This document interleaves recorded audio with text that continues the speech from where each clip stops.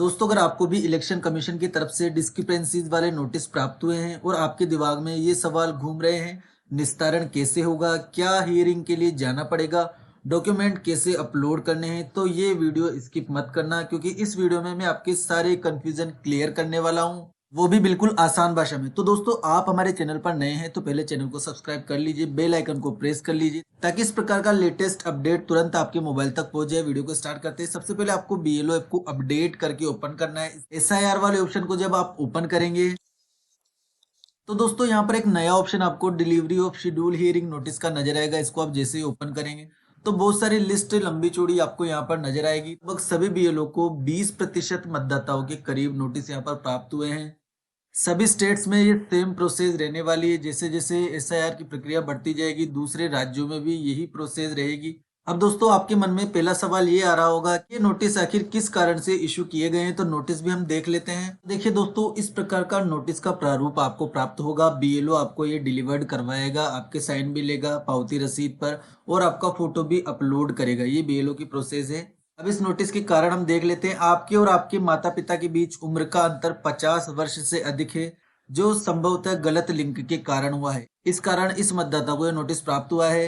इसी प्रकार ये दूसरा नोटिस है दोस्तों। इसमें बताया गया है कि आपके पिता और आपके नाम में अंतर है पिछली एसआईआर की सूची में, इसलिए इस मतदाता को नोटिस जारी हुआ है। इस प्रकार देखिए दोस्तों, पिता के नाम में भी अंतर है और सेम के नाम में भी अंतर है, और आपके माता पिता के बीच उम्र का अंतर 50 वर्ष से अधिक है, जो संभवतः गलत लिंक के कारण हुआ है। तो ये कारण है कि इसको नोटिस प्राप्त हुआ है। इसके अलावा इस मतदाता के बीच और माता पिता के बीच 15 वर्ष से कम का अंतर है, जो सामान्य रूप से अपेक्षित नहीं है। इसलिए पिछली एसआईआर की निर्वाचक सूची के संबंध में दस्तावेजों के माध्यम से इस बात को स्पष्ट करना आवश्यक है।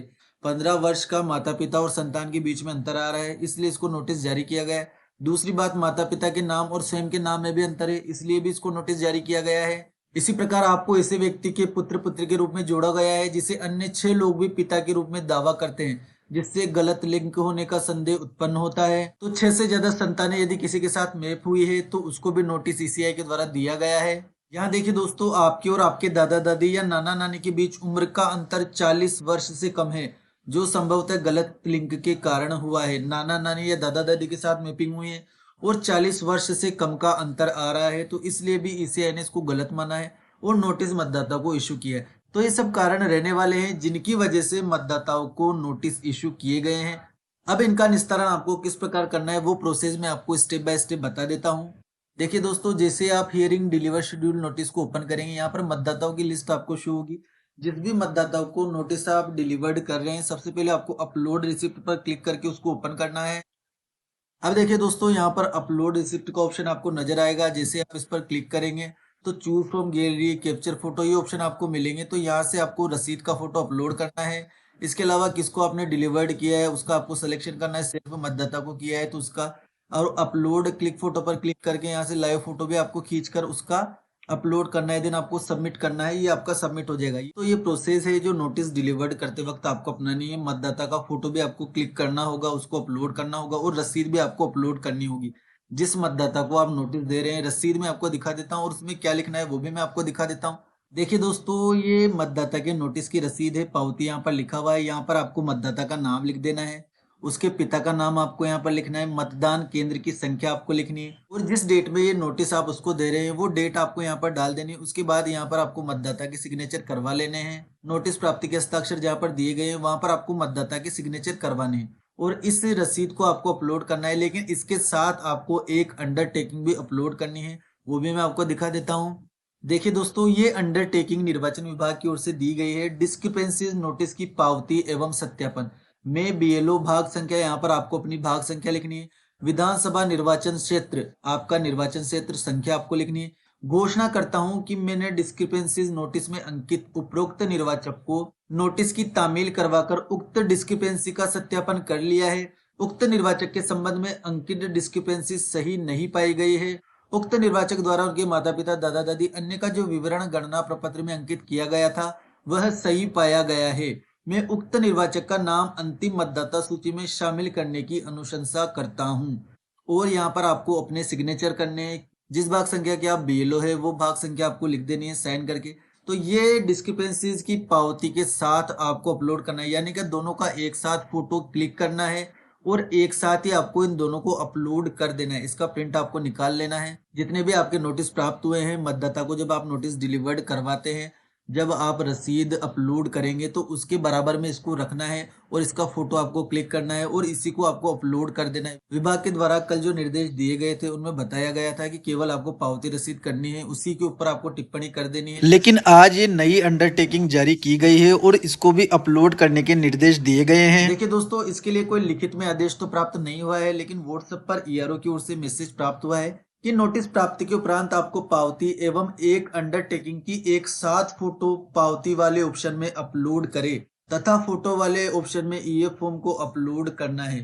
तो दोस्तों, रसीद वाले में तो आपको पावती के साथ अंडरटेकिंग लगा देनी है, दोनों का एक साथ फोटो खींच लेना है और फोटो वाले ऑप्शन में आपको ईएफ फॉर्म का फोटो अपलोड करना है। इस प्रकार के निर्देश आज दिए गए हैं। 2:32 पर ये ईआरओ ने मैसेज डाला था, सुपरवाइजर के थ्रू हमें दिया गया था और ये अंडरटेकिंग जो मैंने आपको दिखाई है वो डाली गई थी। ये 2:32 पीएम का मैसेज मैं आपको दिखा रहा हूँ, अभी हमें प्राप्त हुआ था।